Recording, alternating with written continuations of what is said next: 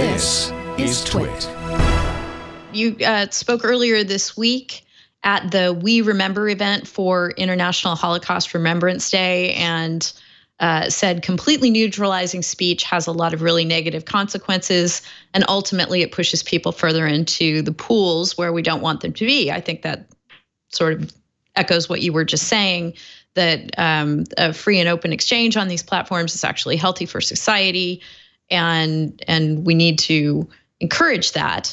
But at the same time, Facebook and Twitter and other platforms get themselves backed into a corner as to what they're going to allow as speech and what they need to take down as something that is hateful or harmful or threatening.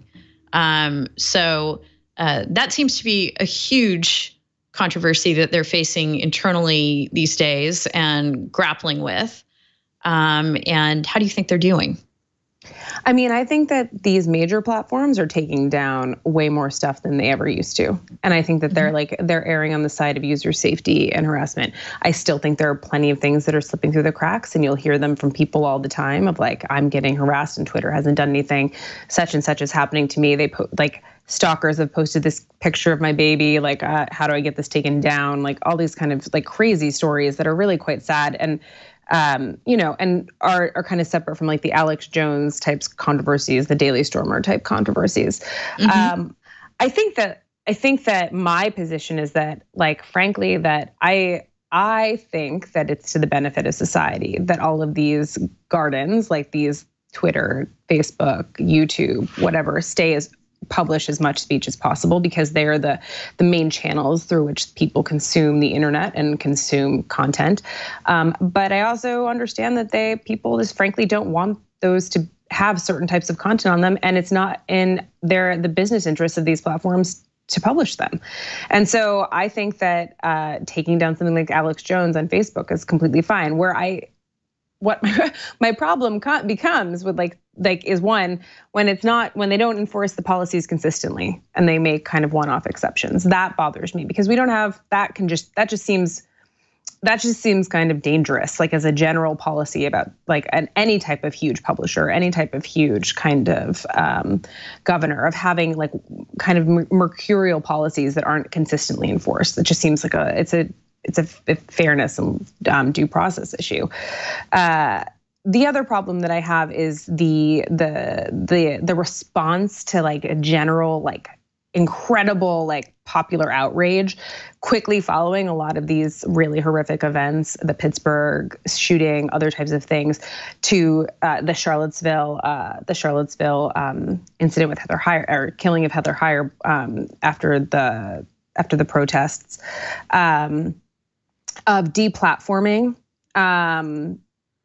a site that people identify as instrumental in either spreading hate speech or having like been a part of the violent event.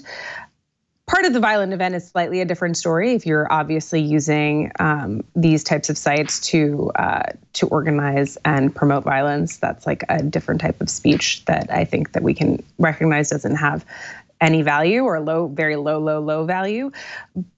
But deplatforming, I think, does a couple of things. It pushes extremists to feel even more marginalized, and makes it less likely that we're ever going to, as a society, be able to like minimize it, neutralize them or minimize what it is that they're doing. Two, it makes it harder for us, frankly, as like a really kind of like a realistic fact, it makes it harder for us to like monitor them, and harder for the police to know what's going on, and harder for us to like kind of have an idea if there's going to be more attacks happening. Taking them off the internet basically means, or pushing them to the dark web, means like, yeah, it's harder for them to recruit maybe, and it's harder for them to kind of get their message out, but it certainly doesn't mean that they're probably going to stop acting altogether. In fact, they're probably going to get even angrier. And so there's, and being able to know that and being able to observe it is like really, I think, quite hugely important, and being able to like get ahead of a lot of these horrible events and a lot of this stuff that's happening. And then like, I just think that generally like the internet is the world. And so, it's very like, there should be the widest range of opinions. There are like a few types of ideas that I think are so harmful as to not be worth being on the internet.